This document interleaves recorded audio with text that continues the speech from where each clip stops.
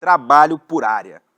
A gente fala que é importante a gente trabalhar por área, mas se o professor, se a escola não quiser trabalhar por área, não tem legislação nenhuma que vai obrigar ele a fazer isso de verdade. Ele vai dar o jeito dele, ele vai contornar aquilo e vai continuar trabalhando por disciplina isolada. Então o que eu quero trazer aqui agora é uma reflexão, eu quero discutir 3 motivos pelos quais trabalhar por área, para tentar convencer os colegas professores de que isso é importante. Porque se eles não forem convencidos, isso simplesmente não vai funcionar. E o primeiro motivo para a gente se trabalhar por área é, por que não? Quem foi que disse que é sagrado trabalhar por disciplina? Observem essas 2 imagens aqui. Aqui eu tenho uma imagem de um arco-íris que foi desenhado e eu tenho uma imagem de um arco-íris real.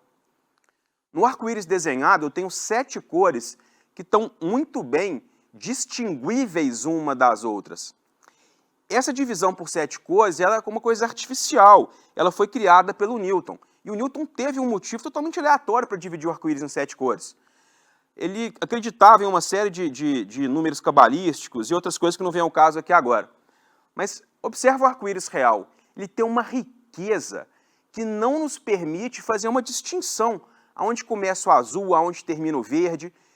Culturas diferentes dividiram esse arco-íris de maneiras diferentes, em posições diferentes.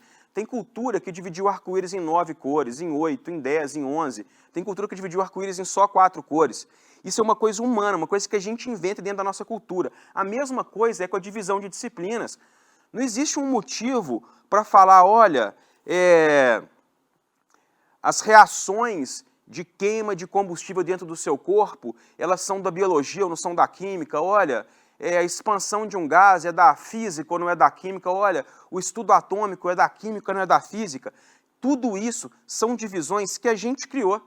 E se a gente criou, a gente pode descriar a qualquer momento. O primeiro motivo para se trabalhar por área, então, é por que não? Isso não é uma coisa sagrada.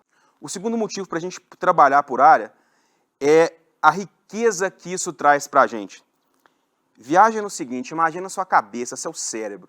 Você tem um punhado de neurônios que guardam numa configuração umas informações, algum conhecimento, e você tem do outro lado do cérebro outros neurônios com outras informações, outros conhecimentos. Mas é quando essas 2 porções diferentes do cérebro se interagem e se ligam, é que você tem novas ideias, processamentos mais interessantes, é onde você vai ter as funções mentais mais sofisticadas, é onde vai vir algo novo. Mas se a gente está sozinho, a gente está limitado, essa possibilidade nossa está limitada só dentro do nosso cérebro. São alguns neurônios meus que podem se conectar com outros neurônios meus. Agora, quando a gente trabalha em grupo, a gente, na verdade, está fazendo um cérebro maior. Se eu sou professor de física, se eu trabalho com uma professora de biologia lá da escola, na verdade, eu imagino que os meus neurônios estão conectando com os neurônios dela nesse diálogo que a gente está tendo, né? Quando eu leio um livro de química, eu imagino, de certa maneira, que o meu cérebro está se conectando com o cérebro do professor de química. Cara, e isso traz uma riqueza que você não consegue se você não trabalhar junto, se você não abrir suas fronteiras. Isso é tão importante, isso é tão rico. O pessoal dos laboratórios Bell, que foi o instituto de pesquisa e tecnologia mais foda que já teve, que descobriu mais coisa, que trouxe mais avanço tecnológico, historiadores de como, daquele momento, como que aquele laboratório, como que aquele projeto de pesquisa foi tão rico, trouxe tanta coisa, tantas descobertas ali mudaram o mundo, ganharam prêmios. O pessoal descobriu que muita coisa acontecia na sala do cafezinho, quando cientistas de áreas diferentes se encontravam para tomar café e conversavam fiado entre grupos de pesquisa diferentes. Isso, inclusive, inspirou o Google a criar um prédio que as salas dos pesquisadores estavam alocadas de tal maneira dentro do prédio que obrigava eles para irem no banheiro, irem tomar um cafezinho, para passar e conversar uns com os outros. E isso traz muita riqueza, a gente não pode abrir mão disso. Se isso é uma possibilidade que a gente tem dentro de uma escola, a gente deve abraçá-la com certeza.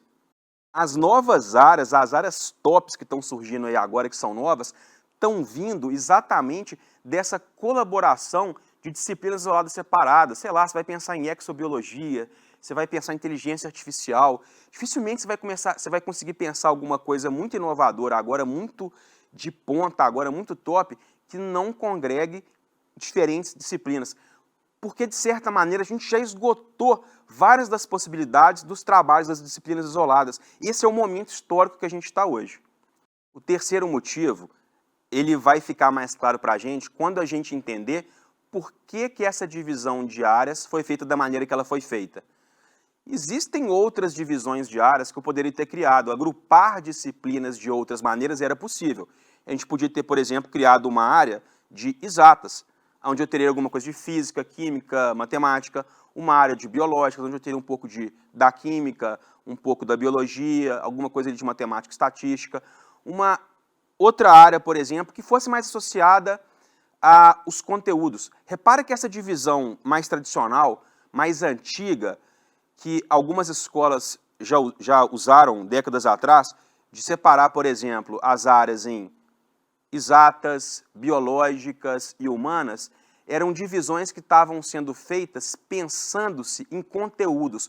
Mas a nova divisão que a gente está vendo agora no novo ensino médio, ela é uma divisão que ela foi feita dessa maneira porque ela foi balizada por competências e habilidades. E quando a gente faz uma divisão de competências e habilidades, e você percebe isso, fica muito claro realmente ali que física tem que estar com química e com biologia, apesar de biologia não ser a tal da ciência exata. E quando você percebe o que elas têm em comum, você vai querer trabalhar por área, porque o que elas têm em comum é a coisa mais fundamental, a maneira como elas abordam certas questões. A física está separada da matemática, por quê? Apesar de parecer que tem muita coisa em comum, tudo é conta, tudo é cálculo, a abordagem da física é diferente da abordagem da matemática. Nesse sentido, a física está realmente mais próxima da biologia. Vou te dar um exemplo. Na matemática, a gente tem até algumas regras. A matemática é uma brincadeira, um jogo, que tem regras parecidas com o jogo da física mesmo, né? Eu tenho que ter estrutura lógica, eu tenho que ter uma estrutura interna coerente. Mas a matemática, ela trata na essência dela de uma abstração.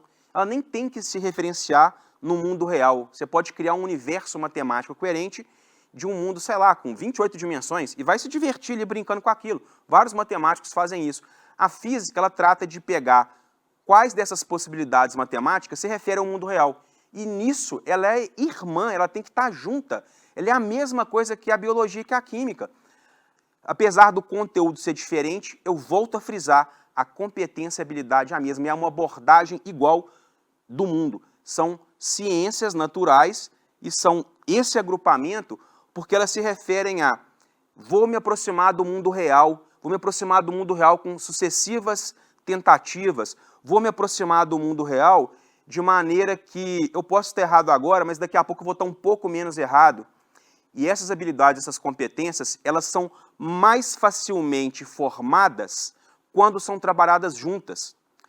E qual que seria essa habilidade, por exemplo? Entender um pouco de metodologia científica. Se você entende por que eu não posso falar que a Terra é plana, de onde que eu sei que a Terra não é plana, você vai entender, por exemplo, por que no começo da pandemia eu poderia falar em tomar hidroxicloroquina quando eu tinha poucas informações, mas hoje eu já não posso, né? É a maneira como a ciência evolui. Já as linguagens que estão agrupadas ali como linguagens se diferem um pouco da ciência da matemática, porque elas tentam puxar a gente para um lado menos racional, mais emotivo. E quer dizer, se eu vou trabalhar a área de ciências naturais ou da matemática, eu já quero um pouco me desligar da minha emoção, eu quero ter um pensamento mais frio já. Quando você pensa em habilidades e competências, faz todo sentido trabalhar por áreas. E nesse caso, eu tenho uma coisa muito legal. O que você vai ganhar trabalhando física, química e biologia juntos é muito mais do que você vai ganhar somando o ganho separado de trabalhar física, de química e biologia. A soma das três é maior que a soma das partes isoladas. Muito obrigado.